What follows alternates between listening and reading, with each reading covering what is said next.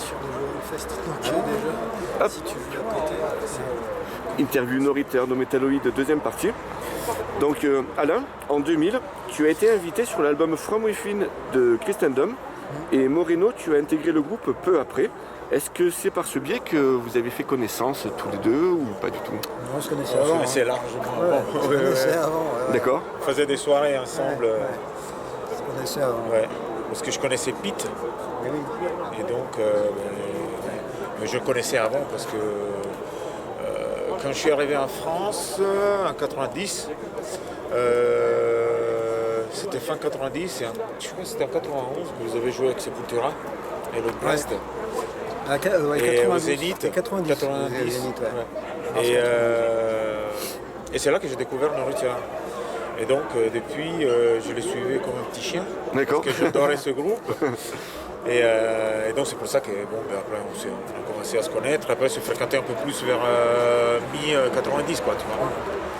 Et donc, voilà. Donc, on se connaissait largement avant. C'est vrai que je connaissais, oui, avant qu'on fasse des choses avec Christian Bam.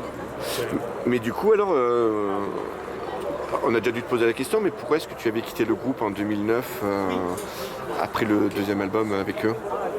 Christian Bam. Non, pas Christian, mais No Return. Ah, No Return, 2010 que j'ai quitté.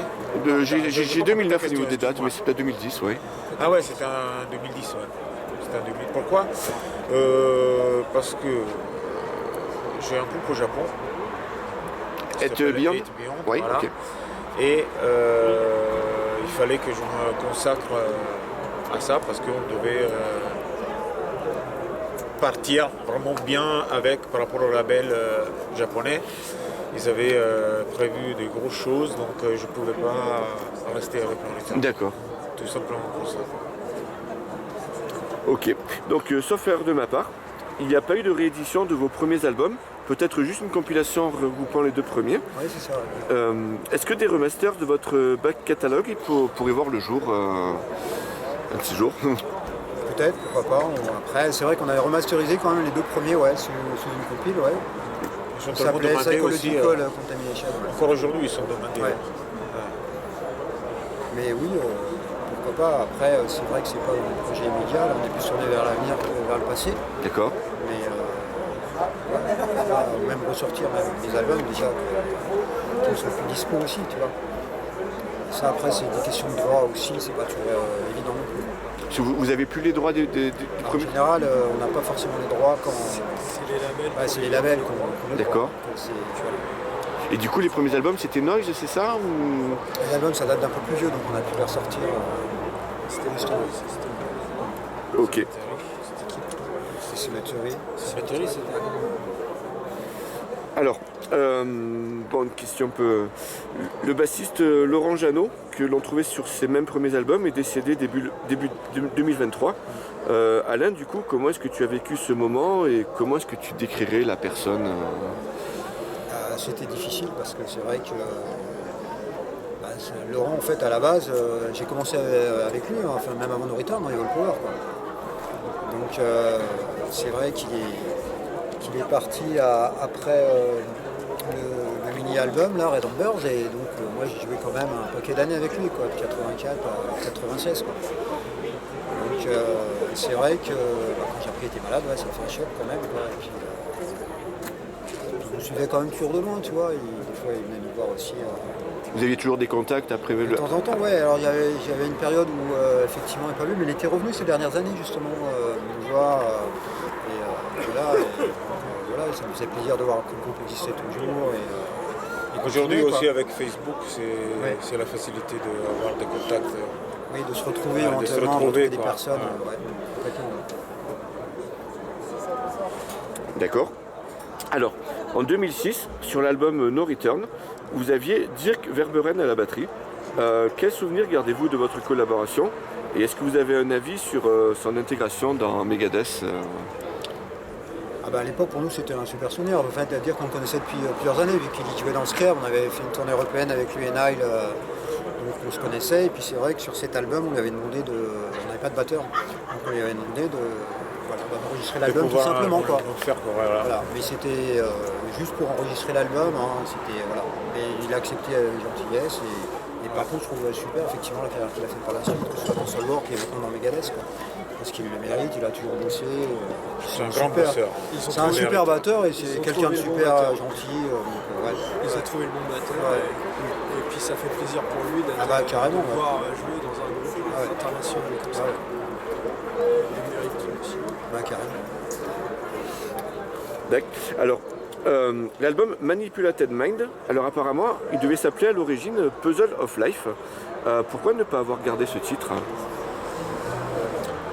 Alors, je me souviens plus pourquoi. Il y avait un pourquoi. Je me souviens plus. Je pense que c'est parce que peut-être l'ensemble des textes, non? Et avec Manipulated Mind, regroupait peut-être plus l'ensemble des textes. Plus, ouais. Je crois que c'était ça, tout t'as raison. l'album, ouais. Je me souvenais Puzzle plus. of Life, c'était le titre d'un morceau. Ouais. Et on voulait, peut-être à l'époque, on s'était Ouais. dit, trouver un titre qui regroupait plus Qui regroupe l'album l'idée entier. globale de l'album. Donc c'est peut-être Exactement, pour ça, ouais. on avait changé. Ah, merci de me l'avoir rappelé. C'était ça, ouais. C'est vrai, j'ai oublié ça. Absolument. Et c'est vrai qu'il est. C'est ça, ouais, c'est pour regroupe ça. bien Ouais. toute l'idée avec la pochette. Du CD entier, quoi. Ouais, exactement. Tous les différents morceaux. Donc, ouais. La fin abandonnée et tout ça. Ouais. Et du coup, David, c'était le premier album que tu faisais avec le groupe, hein? Ouais, premier album que j'ai enregistré avec No Return quand je suis arrivé moi sur, je sais plus, 2007 je crois. En 2007 je crois. Fin 2006 ou 2007. Et l'album il était 2008. Donc ouais, c'est je suis arrivé dans le groupe, on a fait quelques dates et après on s'est attelé à la composition directement pour enregistrer dans le foulée. Très bon souvenir aussi. C'était bien. Alors justement, voilà une petite question bête. Donc David, donc avec Joël, ton frère, vous êtes jumeaux. Est-ce que, donc à la batterie, est-ce que ça vous apporte un petit plus concernant votre cohésion en tant que section rythmique, le fait de... Forcément oui. Alors c'est pas le fait d'être forcément jumeaux, c'est surtout qu'on joue de la musique ensemble depuis 30 ans, 40 ans maintenant, je sais plus. Depuis Et tout petit, quoi. on a commencé ensemble. Moi à la basse et lui à la batterie. On a aussi un autre frère guitariste. Et on a commencé tous les trois à jouer de la musique ensemble. Donc forcément, c'est le premier batteur avec qui j'ai joué. Et j'ai joué avec d'autres. Lui a joué aussi dans d'autres groupes. Mais forcément, la cohésion, quand tu joues avec un batteur pendant des années, la cohésion, elle se fait naturellement. D'accord. Et quand vous jouez avec un autre bassiste ou un autre batteur, du coup, ça vous fait pas bizarre ou ça... Non, parce que ça dépend avec qui tu joues, hein, c'est sûr. Mais en règle générale, il n'y a pas. Quand c'est des mecs qui jouent depuis longtemps aussi, on arrive à se caler assez rapidement. C'est comme quand ça arrive. C'est arrivé régulièrement dans le groupe, j'espère que ça n'arrivera plus, mais quand tu changes de guitariste par exemple, Oui, il y a c'est un temps arrivé, d'adaptation. il y a toujours un petit temps d'adaptation, mais comme c'est des mecs qui savent déjà jouer en général, ça va assez vite. Et on arrive à trouver une cohésion ensemble assez rapidement. Ça c'est l'expérience, c'est les années qui font ça. D'accord. Alors, Moreno, tu es également le chanteur au sein de Head Beyond dont on a parlé tout à l'heure, et aussi de Ab Irato. Quelles sont les actualités de ces groupes, hein? Alors, avec Abirato, on est en stand-by depuis un petit moment. On a un album qui est prêt. Mais on attend. Je ne sais pas qu'est-ce qu'on attend. C'est pas moi le leader du groupe, c'est pas moi qui a créé ce groupe, c'est un ami. Donc voilà, tout est prêt. Et on attend. Et au niveau de Abirato, au niveau de Head Beyond, on va rentrer en studio là très bientôt. On va faire une compilation des 6 albums qu'on a. D'accord. Et donc on va la réenregistrer bien sûr pour avoir la leçon d'aujourd'hui déjà. Parce qu'on a le premier album, on l'a sorti en 2003. Donc tu vois, le son était déjà. Ça fait un moment quoi. Donc comme ça on peut sortir quelque chose avec un son d'aujourd'hui quoi. Et du coup, parce qu'en fait tu n'es pas sur tous les albums, est-ce que où tu n'es pas, tu chanteras dessus aussi Je suis pas sur tous les albums parce que malheureusement j'étais tombé malade, et très malade même. Et c'était en 2011, je devais aller au Japon et il y a eu le tsunami. D'accord. Et mon professeur qui me suivait à l'époque pour ma maladie, il avait dit de pas question d'aller là-bas parce qu'avec tout ce qui s'était passé par rapport aux radiations, c'était trop dangereux pour moi.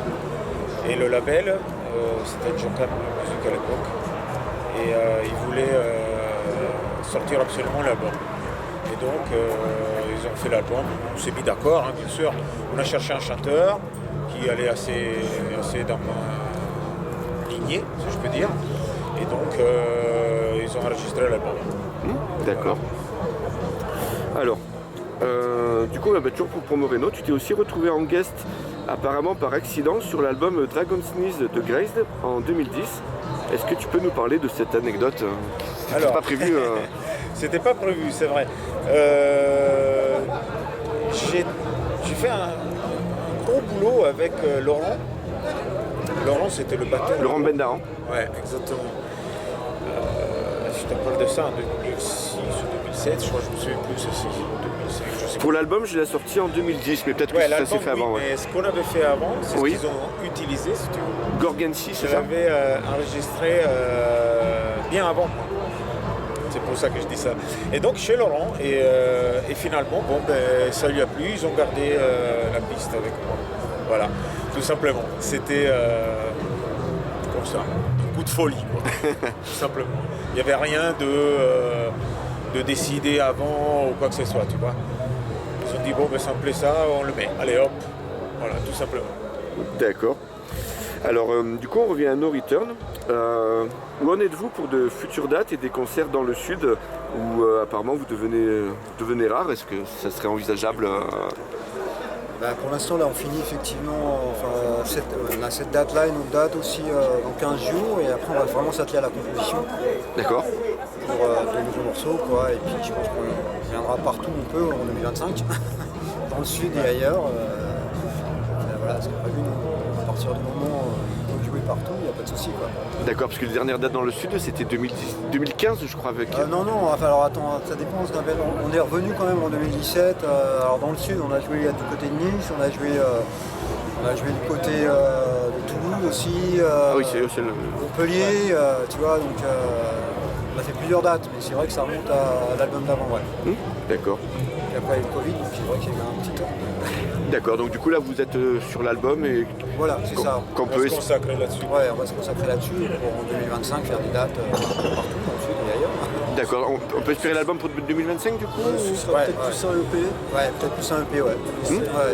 Peut-être de changer un peu de format, on va voir. Ouais. EP, et puis voilà. On n'a pas de date encore. C'est jusqu'au C1. D'accord. Du coup, pour terminer, Moreno, il y a une petite tradition ou colle, tout dépend, que je fais à la fin de mes interviews. Je demande aux chanteurs s'ils peuvent faire un petit extrait a cappella d'un titre du répertoire du groupe. Est-ce que tu accepterais de faire Je suis trop fou. Je sais pas. Il n'y a pas d'obligation. Hein. Un petit refrain. You walking down the street, tell me what you became. C'est bon. Ça ira Pas très bien. m'abîmer ma voix. Je suis trop froid là. Et ça caille trop. Ok. Si ça te va, Impeccable. Du coup, voilà, est-ce que vous aurez un dernier mot pour la fin? Merci à toi et puis merci beaucoup.